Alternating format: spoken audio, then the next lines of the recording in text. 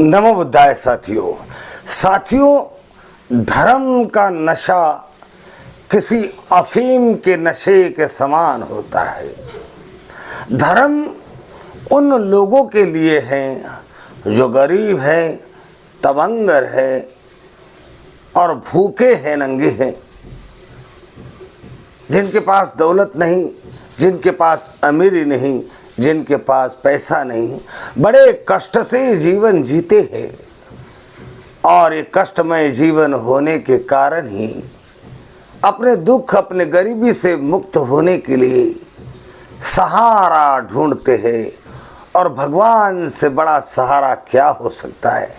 इसलिए middle class और गरीब लोग ज़्यादा धर्मवान होते हैं, धर्म में ज़्यादा श्रद्धा रखने वाले हैं, धर्म की बात करने वाले व्यक्ति को भगवान मानने वाले होते हैं, उसकी पूजा करने वाले होते हैं, उसको सर पे बिठाने वाले होते हैं।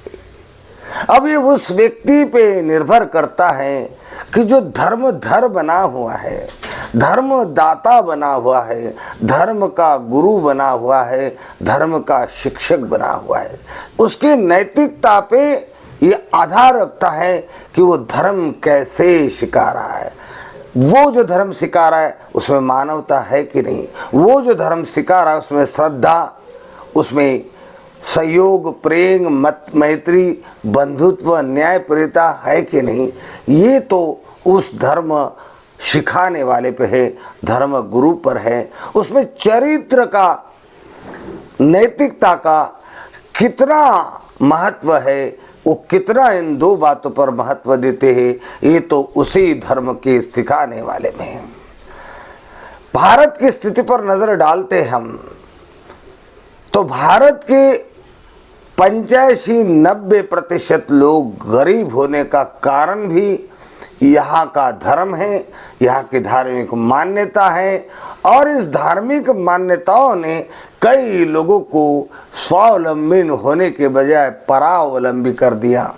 स्वयं में आत्मविश्वास जगाने के बजाय उन्होंने आत्मविश्वास ईश्वर, आत्मा, स्वर्ग, नरक ऐसे थोतली बातों में रखा और अपने परिश्रम के कमाने को केवल इसलिए दूसरों के चरणों में रख दिया ताकि वो गरीबी से मुक्त हो सके, वो अपने समस्याओं से निजात पा सके, उनको सुख मिले, शांति मिले। और यही कारण है, यही धर्म है जिस धर्म ने लोगों को वर्ण में बांट दिया, जातियों में बांट दिया और जाति में बटे हुए लोगों पर यही तुम्हारा धर्म है, तुम्हें यही काम करना चाहिए, केवल यही काम करने से तुम मुक्त हो सकते हो, स्वर्ग में जा सकते हो, ऐसा भोले भाले लोगों को सिखाया गया। उनमें ये भी भय फैलाया गया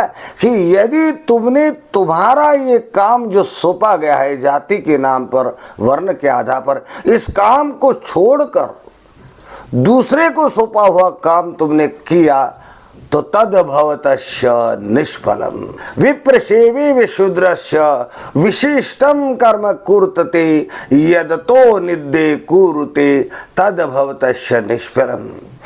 कि विप्रो की सेवा, उपले 3 वर्णों की सेवा करना ही शूद्र का धर्म है और ये धर्म छोड़कर उसने कोई अन्य काम शुरू कर दिया तो तद भवतस्य निष्फलम। ऐसे श्लोक सुनाकर उनमें भय पैदा किया और वो बेचारे भोले भाले लोग तर्क करना छोड़ दिया, बुद्धि लगाना छोड़ दिया, बस जो सिखाया जा रहा है उसे सीखते गए, अंधश्रद्धा में पड़ते गए, श्रद्धा के नाम से। तो आज हम इस एपिसोड में समझने का प्रयास न करेंगे कि गरीब मध्यम वर्ग के लोग ये जानते भी हैं कि जो है ये जो दिखता है वैसा हो नहीं सकता, जो बताया जा रहा है वो वास्तविकता हो नहीं सकती, ऐसा हो नहीं सकता, उसका मन बोलता है। लेकिन उनकी श्रद्धा स्वीकार कर लेती है कि जो हो रहा है वही श्रद्धा है और ये श्रद्धा को मैं अगर छोड़ दूंगा तो उसमें भय लगने लगता है उस व्यक्ति को कि मेरा नुकसान होगा। आज इसमें हम श्रद्धा और अंधश्रद्धा के बीच फंसा हुआ गरीब तवंगम मध्यम वर्ग का व्यक्ति कैसा फंसा हुआ है, क्या सोचता है, क्या बोलता है, इस पर भी चर्चा करेंगे। साथियों, हमारे सामने एक ब्राह्मण परिवार बैठा है। ये नित्य पूजा पाठ करता है और पांडुरंग शास्त्री आठवले जी की विचारों की संपदा को फैलाता है। हम देखते कि हमारे सोसाइटी में बहुत सारे लोग आते हैं और गीता पे और स्वाध्याय पे चर्चा होती है। तो इनका नाम है गिरीश भाई त्रिवेदी और उनकी धर्मपत्नी प्रतिमा बेन। बड़े भोले सीधे लोग हैं, सरल स्वभाव के।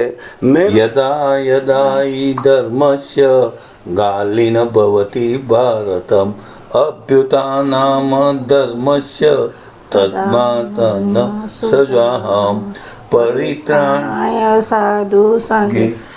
तो ये श्लोक कह रहा है, यदा यदा हि धर्मस्य ग्लानिर्भवति भारत अभ्युत्थान अधम्मस्य तदात्म्यानहं सजाम्यहम् परित्राणाय साधूनां विनाशाय च दुष्कृताम। यानी कि दुष्कृत्यों का विनाश करने के लिए जब जब धर्म की हानि होगी, दुष्कृत्य बढ़ेंगे, तो मैं तब तक अवतार लूंगा, तब तक जन्म लूंगा। ये श्लोक जो गीता का है, ये गीता का श्लोक भी अपने आप में कह रहा है कि जब जब दुष्कृत्य जन्म लेंगे, दुष्कृत्य मानवता पर हानि होने लगेंगे और धर्म की ग्लानि होगी, तो मैं तब जन्म लूंगा। तो आज सारे भारत भर में प्राण प्रतिष्ठा महोत्सव चल रहा है। हमने कई सारे मित्रों की इंटरव्यू ली और ये पूछा कि इस 21वीं शताब्दी के टेक्नोलॉजी और साइंस के युग में क्या आप इस बात को मानते हो कि कोई व्यक्ति श्लोक या सूत्रों के पठन के माध्यम से किसी मूर्ति में प्राण फूंक सकता है? क्योंकि संसार में शास्त्र में लिखा गया कि भगवान संसार का निर्माता है, उसके मर्जी के बिना पत्ता तक नहीं हिलता है। तो जो भगवान हमारा निर्माता है, क्या हम उस भगवान का निर्माण कर सकते हैं? जो भगवान सभी जीवों में प्राण फूंकता है, क्या हमारे अंदर इतनी ताकत है कि हम भगवान के प्राण फूंक सकेंगे? तो इस पर चर्चा करेंगे थोड़ा गिरीश भाई से और बहन जी से। क्या आप इसमें विश्वास करते हैं इस बात में कि किसी मंत्र से, श्लोकों के उच्चारण से किसी मूर्ति में प्राण डाला जा सकता है? गिरीश भाई, क्या ऐसा आप इसमें अपने तर्क बुद्धि से बताओ कि क्या ऐसा हो सकता है? इसमें क्या है, प्राण आता है, पर इसमें जो है वो देखना पड़ता है। पर 21वीं सदी में देखने जाओ तो कोई मानता, कोई नहीं मानता। आप क्या मानते हैं? हाँ, आप इसमें विश्वास करते हैं? हम मेरे संस्कार के हिसाब से, हिंदू धर्म से हम मानते हैं इसको सबको। नहीं, हिंदू तो हम सभी है। हाँ, हम मेरे हिसाब से मानते हैं कि हिंदू हम सभी है, सही है। धर्म हमारा सबका है, सनातन हम सबका धर्म है। लेकिन सनातन धर्म पाखंड से अलिप्त रहने की बात करता है, अंधश्रद्धा से मुक्त रहने की बात करता है। जबकि हम देख रहे हैं कि खुलेआम जो हो नहीं सकता असत्य है, उस असत्य को सत्य के रूप में प्रस्थापित करने की जब कोशिश होती है, तो कहीं ना कहीं सच्चे धार्मिक लोग हैं, वो ये सोचते कि सनातन का अपमान है, क्योंकि सनातन सच्चाई में विश्वास करता है। कोरोना कोई व्यक्ति ऐसा हो सकता है जो ये दावा करता है कि मैं सूत्र पठन करूंगा, श्लोक पढ़ूंगा, तो मेरे सूत्र पठन से वो जो पत्थर की मूर्ति है उसमें प्राण चले जाएंगे।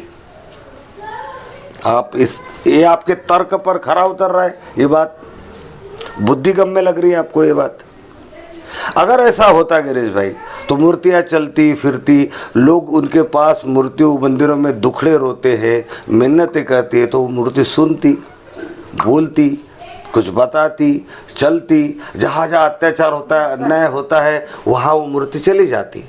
या भगवान किसी दूसरे रूप में प्रकट होता और मददगार बनता। लेकिन ऐसा तो नहीं होता है। तो फिर प्राण प्रतिष्ठा की विधि ही गलत है, ऐसा आपको नहीं लगता है? दूसरा, हम दूसरे धर्म तो सबका एक है, लेकिन मान्यता है कि मेरा क्रिश्चियन धर्म है, मेरा मुसलमान, ये सारी मान्यता है। तो ये मान्यता के आधार पे भी हम देखते हैं कि जो चर्च होती है उसमें भी भगवान यीशु ख्रिस्त की मूर्ति प्रस्थापित की जाती है, लेकिन वो तो प्राण प्रतिष्ठा नहीं करते। मस्जिद होती है, मस्जिदों में मूर्तियां नहीं होती है, लेकिन वहाँ भी श्रद्धा होती है अपने तरीके से, वहाँ कोई प्राण प्रतिष्ठा नहीं होती। जैन देरासरों में हम देखते हैं कि जैन भगवान की मूर्ति बिठाई जाती है, वहाँ कोई प्राण प्रतिष्ठा नहीं होती है। और बुद्ध धर्म में भी देखते हैं कि वहाँ भी भगवान की मूर्ति होती है, तो वहाँ भी कोई प्राण प्रतिष्ठा नहीं होती है। फिर अपने हम जिसे श्रद्धा से देखते कि गर्व से कहते हमारा हिंदू धर्म है, तो इसमें ही ये ऐसा क्यों होता है? और जगत मान्य नहीं है, ये केवल भारत में माना जाता है। तो इसमें कितना तथ्य आपको लगता है? ये सब परंपरा चलती आती है। ऋषि मुनियों के ऊपर भारत की आस्था टकेली है। ज्ञान, कर्म और भक्ति, ये 3 चीज के लिए ये चल रहा है, लेकिन वास्तविकता की दृष्टि से कैसा लगता है? वास्तविक दृष्टि से हम तो हमारे संस्कार में यही आया है। हाँ, लेकिन तर्क बुद्धि से क्या लगता है? तर्क बुद्धि भी यही बोलती है, प्राण प्रतिष्ठा होती है। हाँ, तेरे बाप ने ये किया, तेरे दादा ने ये किया, आपके तेरे बड़वाओं ने ये किया। आपकी तर्क बुद्धि क्या बोल रही है? मेरी तर्क बुद्धि तो इसमें क्या बोलेंगी? तो साथियों, ये है गिरीश त्रिवेदी जो स्वयं ब्राह्मण हैं, कितने श्रद्धालु हैं। अल्पाबेन कितनी श्रद्धालु है, दुनिया की सेवा करते हैं। उनकी तर्क बुद्धि मानने को तैयार नहीं है कि ऐसा हो सकता है, लेकिन फिर भी वो परंपराओं की दुहाई देते हैं कि हमको परंपरा से यही सिखाया जाता है, इसलिए हम तो इस बात को मानते। यानी परंपरा कहती आई है इसलिए मानते, तर्क बुद्धि से सोचते हैं तो वो भी नहीं मानेंगे। अभी साथियों, हम बार बार कहते हैं श्रद्धा और धर्म का नशा अफीम की नशे की तरह होता है। ना तर्क चलने देता है, ना बुद्धि चलने देता है, ना विवेक को स्थान देता है। विवेक खो देता है, तर्क बुद्धि को खत्म कर देता है, बुद्धि गम्य बातों को अश्वरीय कर देता है और परंपरा से चली हुई बातों को न चाहते हुए भी इसलिए स्वीकार कर लेता है क्योंकि भय फैला हुआ है, मन में भय डाला गया कि मेरा कुछ अहित हो जाए। और ये भय का कारभार है, ये भयों की परंपरा है। भय से भयभीत लोग श्रद्धालु बनकर जो सिखाने वाले ने सिखा दिया, सुन लिया, उसी को मानते हैं। भगवान बुद्ध को भी ऐसा प्रश्न पूछा गया। आलार कालाम के जाति के जो कालाम लोग थे, ब्राह्मण थे, भगवान के पास गए, भगवान से पूछते हैं कि हे भगवान, हमें बताओ कि क्या वास्तविकता है, क्या अवास्तविक है, हम किसे माने और किसे न माने। भगवान ने कहा, हे कालामो, कोई बात परंपरा से चली आ रही है इसलिए मत स्वीकार करो। कोई बात कोई वरिष्ठ व्यक्ति कह रहा है इसलिए मत स्वीकार करो। कोई बात शास्त्रों में लिखी है केवल इसलिए स्वीकार मत करो। अपने तर्क से बुद्धि से बार बार उस बात को जांचो। बार बार एक ही परिणाम होता है, अपने अनुभव के कसौटी पर वो बात खरी उतरती है, तब तुम उस बात में विश्वास करो, वो सच्ची श्रद्धा होगी। जिस बात का आप तर्क के आधार पर कसते हो, अनुभव के आधार कसौटी पर कसते हो और परिणाम एक जैसे नहीं आते, वो बात सत्य नहीं, आप उसमें श्रद्धा नहीं कर सकते। यानी भगवान बुद्ध सीधा बताते कि तर्क संगत हो, बुद्धि गम्य हो, अनुभव के कसौटी पर कसने पर बार बार वही परिणाम मिले, वो सत्य है, बाकी सब असत्य है। लेकिन भगवान बुद्ध के बाद, उनके चले जाने के 400 वर्ष बाद कुछ लोग ऐसे हुए, उन्होंने ये शिक्षा दी कि बुद्धि से मत सोचो, तर्क से मत कसो, कसौटी पर मत कसो, केवल श्रद्धा से काम लो, तभी तुम्हारा कल्याण होगा,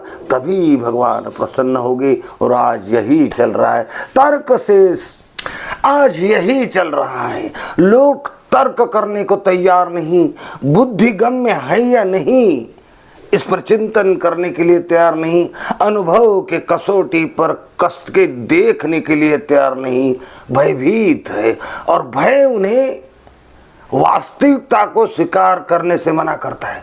वास्तविकता उनके सामने कुछ है ऐसा नहीं हो सकता है, वास्तविकता ये कहती है। लेकिन उनके ऊपर जो भय छाया हुआ है, अंधश्रद्धा का लेप लगा हुआ है, वो अंधश्रद्धा कहते कि नहीं ऐसा होता ही है। आइए कुछ लोगों की एग्जाम्पल लेते हैं जिनका मन इस बात को मानने से कतई तैयार नहीं कि कोई व्यक्ति किसी पत्थर की मूर्ति में मंत्र जाप करके प्राण फूंक सकता है, फिर भी वो श्रद्धा में लीन होकर इस बात को मानने के लिए तैयार होते।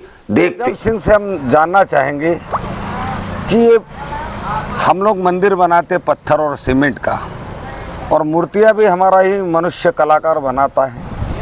तो अजब सिंह आप बताओ, क्या मूर्ति में कोई व्यक्ति ऐसा है जो प्राण फूंक सकता है? नहीं, ऐसा तो हो नहीं सकता है। जरा ऊंचे आवाज में बोलो। वो तो भगवान भी ऊपर से आएगा तभी प्राण तो कौन फूंक सकता है। बिल्कुल सही।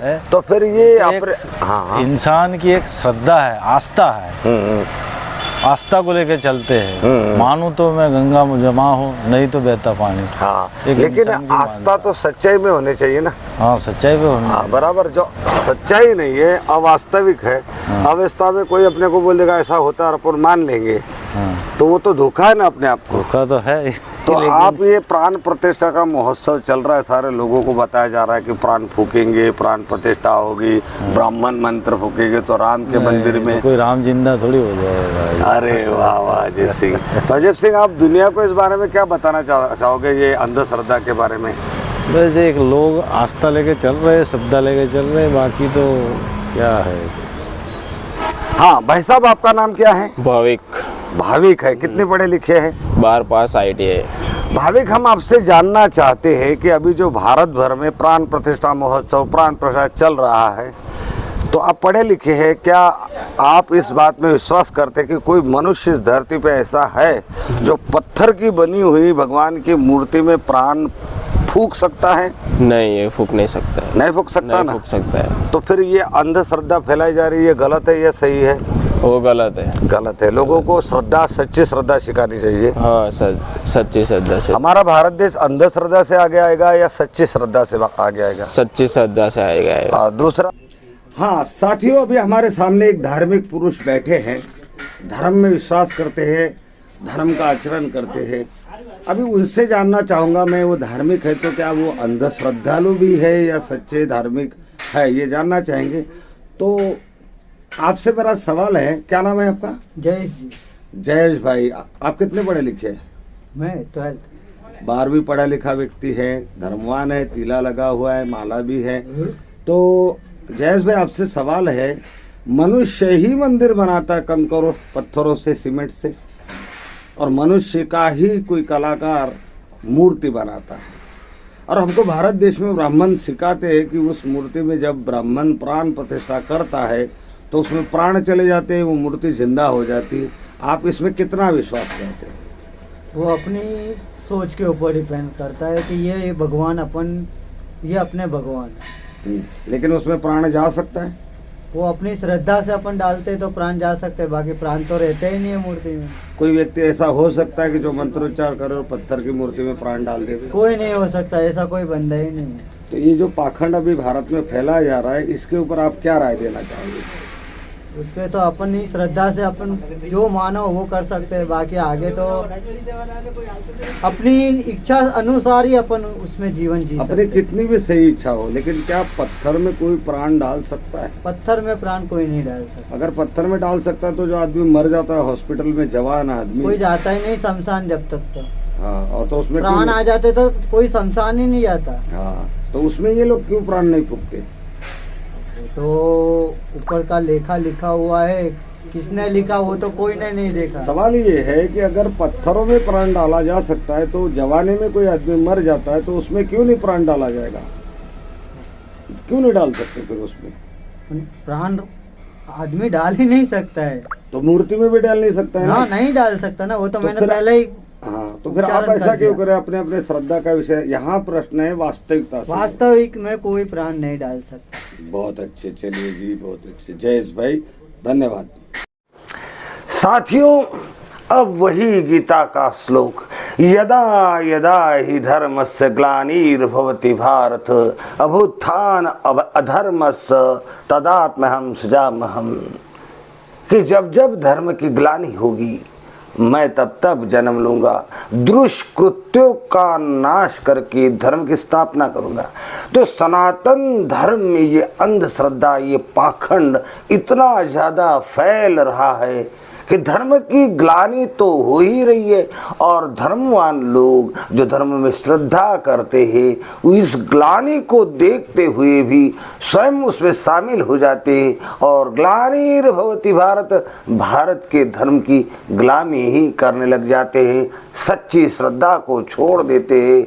वास्तविकता हमारे सामने है, उसका मन उस वास्तविकता को स्वीकार करता है, लेकिन उसके मन पर जो अफीम के नशे की तरह श्रद्धा का लेप लगा हुआ है, वो श्रद्धा उसके विवेक को काम करने नहीं देती, उसके तर्क को काम नहीं करने देती, उसकी बुद्धि को काम नहीं करती।